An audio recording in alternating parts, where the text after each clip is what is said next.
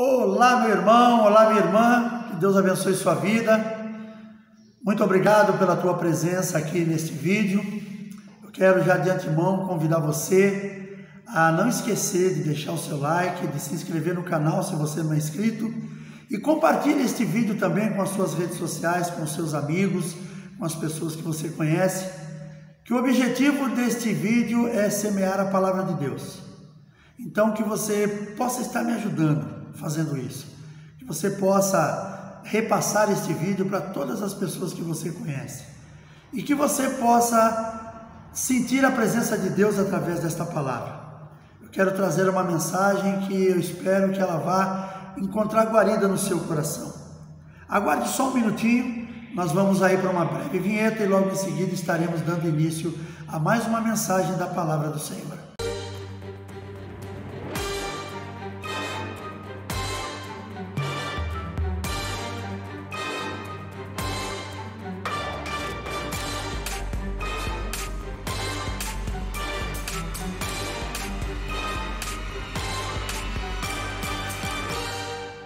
Muito bem, obrigado pela tua espera até agora.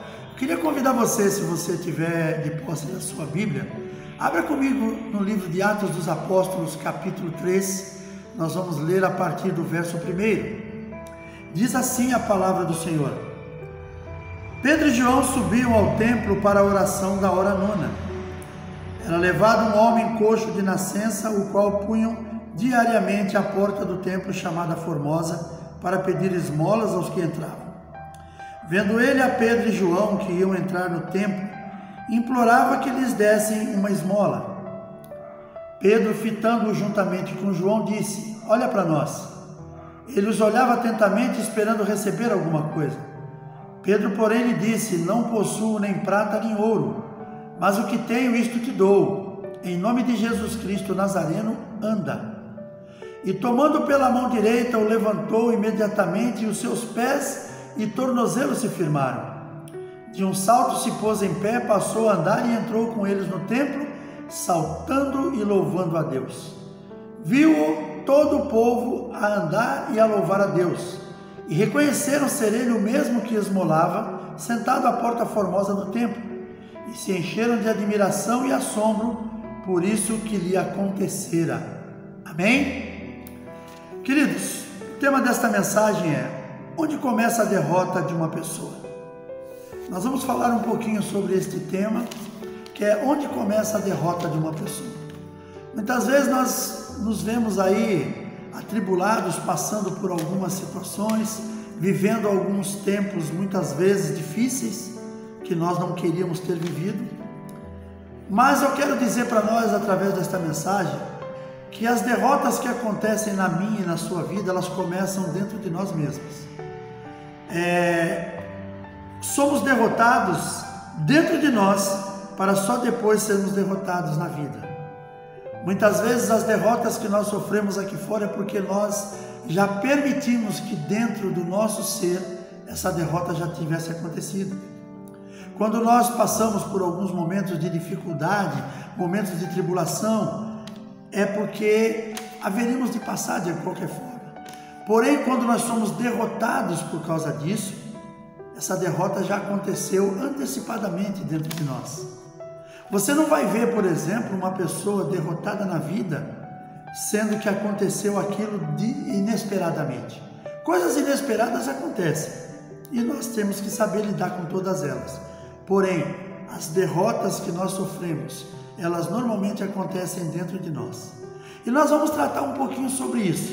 Eu vou falar de alguns temas aqui, eu vou falar sobre 5 tópicos na nossa vida, que são questões que precisaria que nós ficássemos mais atentos, para que não venhamos a sofrer derrotas. E o primeiro tópico que eu quero dizer para nós, que eu quero trazer para nós é falta de esperança, ou esperança na pessoa errada. Isso é uma questão que vai trazer derrota na sua vida e é uma derrota que você vai começar dentro de você. Se você não entender isso que eu vou falar aqui, isso vai ser uma coisa fatal na vida das pessoas. Querido, quando nós entendemos que a esperança que nós temos que ter tem que ser no Senhor, nós não permitimos derrota na nossa vida. Nós vamos passar por dificuldades. Eu não estou aqui dizendo que o homem e a mulher que creem em Deus e que acreditam a Ele, a toda a sua esperança, que essa pessoa está livre de passar por derrotas, não. Não está livre de passar por situações difíceis. Não está livre de passar por situações de desconforto. Porém, derrota propriamente dita, essa derrota só vai acontecer se você permitir ela começar dentro de você. Uma outra coisa que eu quero dizer também é que a falta de esperança ou a esperança na pessoa errada. A nossa esperança tem que estar no Senhor. A minha esperança tem que estar no Senhor. Outro dia, numa mensagem que eu falei aqui, eu falei do livro de Jeremias. Eu quero inclusive corrigir, porque eu falei Jeremias 10, não é Jeremias 10, é Jeremias 17. Jeremias 17, no verso 5, diz: maldito o homem que confia no homem. Ou seja, aquele homem que confia na força do seu próprio braço ou que confia na força do braço de outra pessoa. Quer ver um exemplo muito forte que nós temos? É justamente a política. Tem muitas pessoas que acreditam no político, acreditam que aquele cara que vai entrar lá para ser prefeito, vereador, governador, vai resolver o problema dele. E essa pessoa, ela corre um grande risco de ser derrotada. Eu quero dizer que dentro de nós tem que haver uma esperança, e essa esperança tem que se chamar Jesus. Essa esperança tem que ser nele, tem que ser no Senhor. Nós lemos aqui um texto que fala de um homem que estava ali, que era levado para a porta do templo chamada Formosa para pedir esmola. Aquele homem estava ali num ato de derrota. Por quê? Porque aquele homem, ele era coxo e ele estava ali pedindo esmolas, ou seja, ele estava esperando no homem, aquelas pessoas trazerem alguma coisa para ele. Só que um dia estava entrando naquele templo Pedro e João, e quando eles estavam entrando, aquele homem olhou para ele na intenção de pedir alguma coisa. Pedro olhou para aquele homem, Pedro sempre muito ousado, como a gente sempre fala na palavra de Deus, sempre muito ousado, e aqui já vivendo um tempo diferente. Isso aqui já é pós-descida do Espírito Santo, aqueles homens cheios do Espírito Santo. Quando aquele homem olhou para Pedro e para João, Pedro olhou para ele e entregou na mão daquele homem aquilo que ele precisaria ter já há muitos anos para ter saído daquela vida. Pedro olha para aquele homem e falou assim: olha para nós, não temos ouro nem prata, mas aquilo que temos nós te damos. Em nome de Jesus o Nazareno, levanta-te e anda. E aquele homem se levantou. Era o que precisava na vida daquele homem, era justamente Jesus. Em quem ele confiou nos anos anteriores? As pessoas que o levavam para a porta Formosa para pedir esmola. Vamos ajudar esse homem a chegar lá e deixa ele pedir esmola. Alguém vai passar e vai ajudar ele. As pessoas que o levavam para a porta Formosa talvez nunca falaram de Jesus, talvez sejam incrédulos também. Então vamos ajudar esse homem. Por isso que eu falo, muitas vezes quando você passa num farol de trânsito, você está no seu carro, você encontra uma pessoa que você percebe que aquela pessoa realmente é necessitada, porque tem muitos que é malandragem, mas se aquela pessoa realmente necessitada, apresente Jesus para ele. Em vez de você entregar uma moeda, que essa moeda não vai resolver a vida dessa pessoa, em vez de você fazer isso, apresente Jesus para ele. Se você conhecer, tiver condições de conhecer essa pessoa, pergunta se essa pessoa não quer ir para uma casa de recuperação, se essa pessoa não precisa de alguma coisa, porque também existe muita malandragem no nosso meio. Então, queridos, quando nós confiamos nas pessoas, nós confiamos no homem, nós entregamos a nossa confiança nas mãos deles, nós assumimos uma derrota na nossa vida. Por isso que Jeremias 17:5 fala: maldito o homem que confia no homem. Só que lá no verso 7 ele fala: bendito o homem que confia no Senhor. E nós precisamos confiar no Senhor. E aquele homem que deposita a sua esperança no próprio homem ou em si próprio, claro que nós temos que ter confiança naquilo que nós podemos fazer, naquilo que é um objetivo nosso. Nós precisamos confiar, mas temos que colocar o Senhor Jesus na frente daqueles nossos sonhos, na frente das nossas buscas. Nós não temos que colocar homens nesta terra como nós comedores, como a gente costuma dizer, comedores de arroz com feijão. Nós temos que colocar o Senhor, que é aquele que um dia se entregou pela minha e pela tua vida na cruz do Calvário. Ele não te cobrou nada e nem de mim. Ele apenas morreu em nosso favor. Havia um projeto de Deus desde a fundação do mundo para isso. Então é nele que nós temos que entregar a nossa confiança. O segundo tópico que eu quero trazer para nós, quando nós somos derrotados e essa derrota começa dentro do nosso coração, dentro de nós mesmos, é pela incredulidade. Coração duro, sabe? Uma pessoa incrédula, o seu coração é duro e essa pessoa, ela já é derrotada antes de tudo acontecer. Ela já é derrotada por antecipação. Talvez essa pessoa, quando ela comece alguma coisa, ela começa a seguir em frente, ela começa a sentir que as coisas são difíceis, mas não é por causa da dificuldade que ela está enfrentando ali, é porque lá dentro do seu coração, ela já havia, na incredulidade, ela já havia sido derrotada. A incredulidade já tinha derrotado essa pessoa dentro do seu próprio coração. Eu conheci pessoas que passaram a sua vida inteira desconhecendo que Deus é o Senhor, buscando no homem, buscando nas coisas desta terra, e quando se falava de Cristo para essas pessoas, as pessoas não queriam saber, porque elas achavam que se Deus fosse tão bom, não teriam gente sofrendo. Ela esquece que existe o pecado. Foi através do pecado que entrou na natureza do homem, que trouxe todo esse tipo de consequências. E esta pessoa mantém aquela incredulidade, ela não permite que o seu coração seja quebrantado. Por mais que nós falemos do amor de Cristo, por mais que ela veja, ouça testemunhos de pessoas, essas pessoas não abrem o seu coração, não permitem que o seu coração se derreta. Eu já falei uma vez, trouxe uma mensagem falando sobre o coração de Faraó, que Deus endurecia o coração de Faraó, mas não é porque Deus simplesmente tomava a decisão de endurecer, é que o coração de Faraó já era propenso ao endurecimento. É como a cera diante do sol e a lama diante do sol. Os dois estão moles, estão encharcados, só que a cera derrete e a lama, ela se desidrata e fica seca, esturricada. Era assim o coração de Faraó e é assim o coração dessas pessoas que permitem que a incredulidade seja uma prioridade dentro dela. Essa pessoa já é derrotada desde o começo. Essa pessoa alguém fala para ela, olha, você precisa aprender mais, você precisa estudar para você crescer na vida. E essa pessoa vai dizer, não tem jeito, para mim não adianta. Essa pessoa vai dizer que não tem jeito para ela. E essa incredulidade acompanha essa pessoa, e por causa desta incredulidade, essa pessoa já é derrotada antes de tudo começar. Terceiro tópico, vitimismo. As pessoas se fazem de vítimas. Eu sou tão pequeno.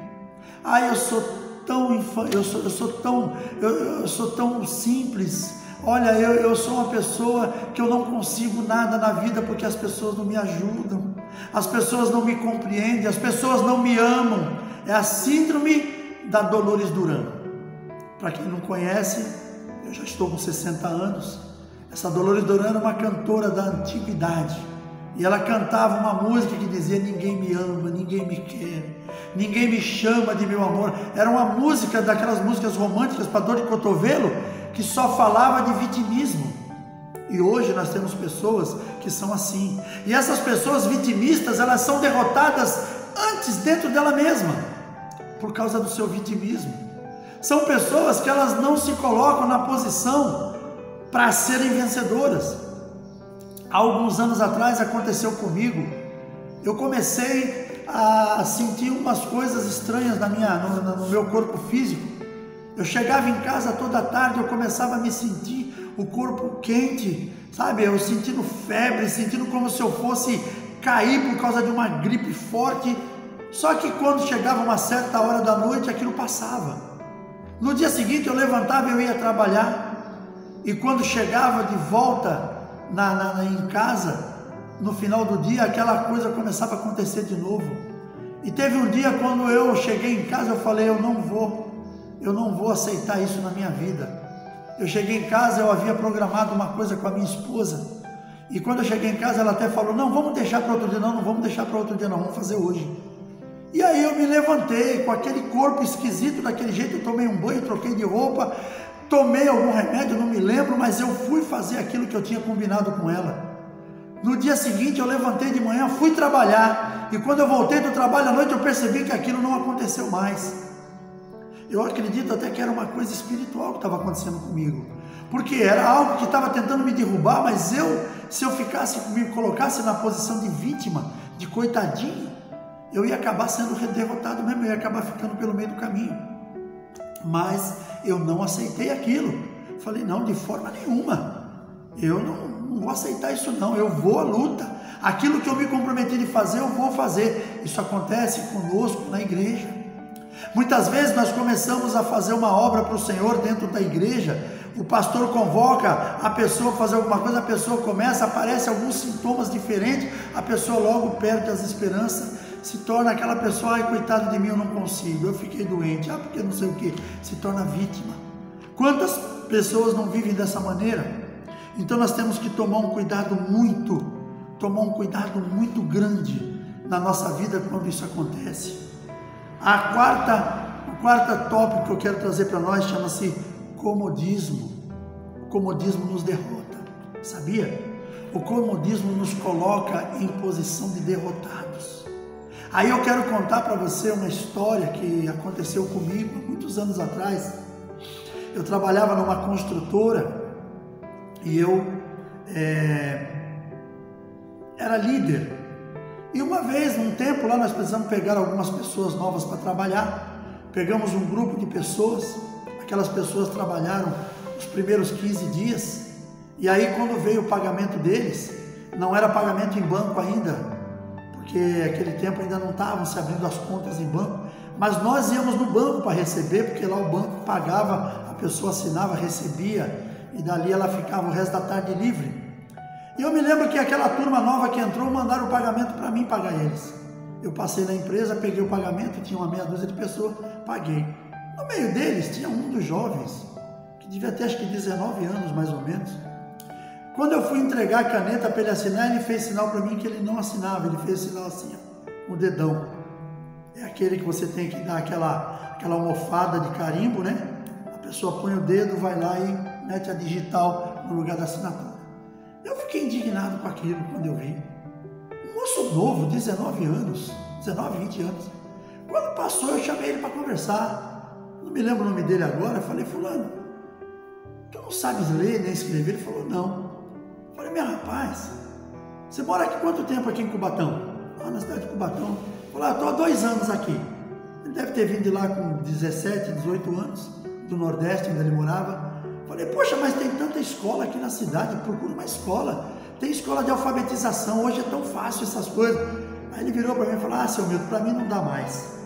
Meu pai, quando a gente era criança, nunca deixou estudar. Colocou eu e meus irmãos tudo no cabo da enxada. E nós trabalhamos a vida inteira na roça. Agora eu vim para cá, eu não tenho mais cabeça para aprender nada. Falei, como que você não tem? Não, eu não aprendo mais nada. Aí eu falei, pô, não é possível, um rapaz novo desse. E eu falei, vou tentar incentivar ele, pelo menos que ele procure uma escola para aprender a ler e escrever. E passei algumas semanas ali, sempre conversando com ele, e ele sempre com a mesma resposta. Até que chegou o próximo pagamento, e aí já foi o pagamento do mês completo, e a moçada me convidou para tomar alguma coisa ali no barzinho que tinha em frente. E eu fui com eles no final do dia. Lá naquele bar tinha uma mesa de bilhar.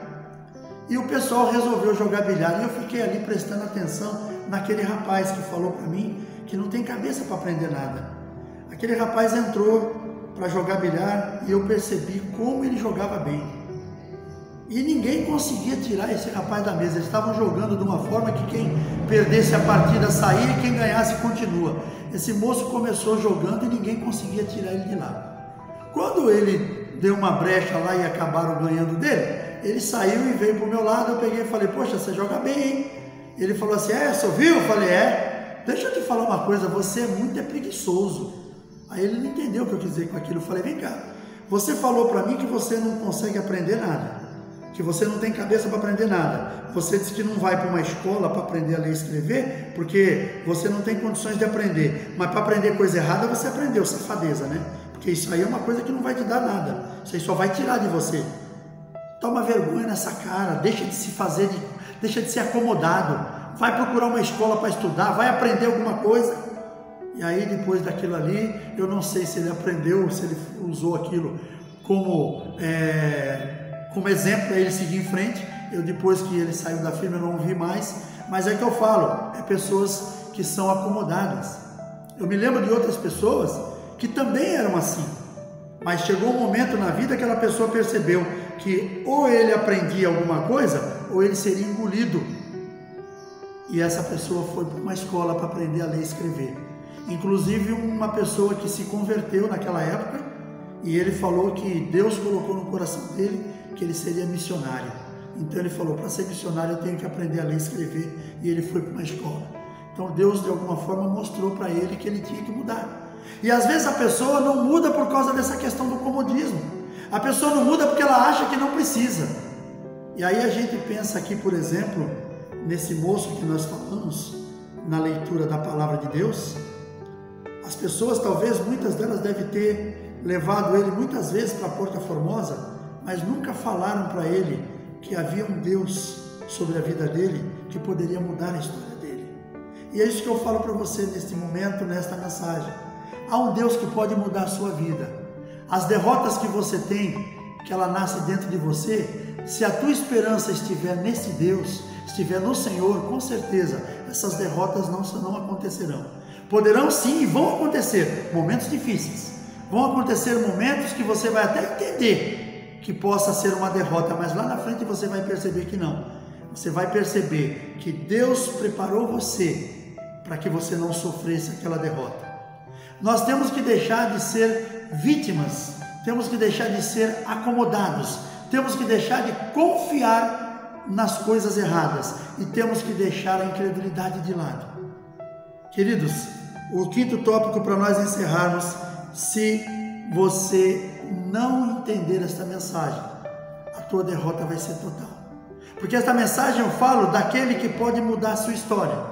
Eu falo de Jesus, eu falo daquele que morreu na cruz do Calvário, daquele que se entregou pela sua vida. Então, se você não tiver Ele como a tua prioridade, o principal dentro da tua vida, dentro da tua história, com certeza você correrá o risco de muitas e grandes derrotas. Pensa nisso aí. Lá no livro de Romanos, capítulo 12, no verso 2, diz: e não vos conformeis com este século, ou com este mundo, mas sejas transformado pelo poder que há na palavra do Senhor, para que você possa saber qual seja a boa, perfeita e agradável vontade de Deus para a tua vida. Então, entrega teu caminho ao Senhor, confia nele e tudo mais ele vai fazer. Não tome a conformidade desse mundo, ou seja, não tome a forma deste mundo. O mundo lá fora está cheio de pessoas derrotadas, que a derrota já nasceu dentro dela e ela não sabe, porque a esperança dela está no homem, a esperança dela está no político, está nas pessoas, está no dinheiro, a esperança dela está nela própria, na força do seu braço. Agora eu e você, que conhecemos o Senhor, que ouvimos a voz do Senhor através da sua palavra, nós não podemos entender que a derrota vai acontecer na nossa vida. Por quê? Porque Ele é o Senhor da vida. Então, se nós entregarmos a nossa vida, a nossa história na mão do Senhor, tudo isso será diferente. Amém, meu querido? Que Deus abençoe a sua vida. Obrigado por você estar aqui até agora. Eu quero orar com você. Eu quero orar para que Deus venha trazer vitória na sua vida e que você possa entender que toda derrota começa dentro de nós mesmos. Feche seus olhos. Pai querido, em nome de Jesus, quero te louvar e te agradecer por esta palavra, Senhor. Que a vida dos meus irmãos que estão do outro lado desta tela possa ser transformada. Que o Senhor venha mostrar no coração de cada um que a derrota começa dentro de nós realmente, mas que quando nós confiamos no Senhor, esta derrota é apenas uma tribulação, é apenas algo que nós vamos viver, que seja até mesmo para nosso ensinamento, para o crescimento.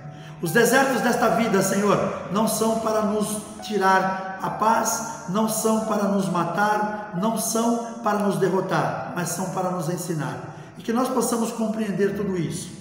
Que a Tua graça e o Teu poder seja derramado sobre as nossas vidas, sobre as nossas famílias, que tudo em nós seja para a glória do Teu nome, te peço, Senhor, neste momento e já te agradeço em nome de Jesus. Amém?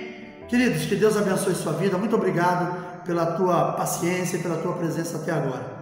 Um forte abraço, um grande beijo no coração e até o próximo vídeo, se assim o nosso Deus permitir.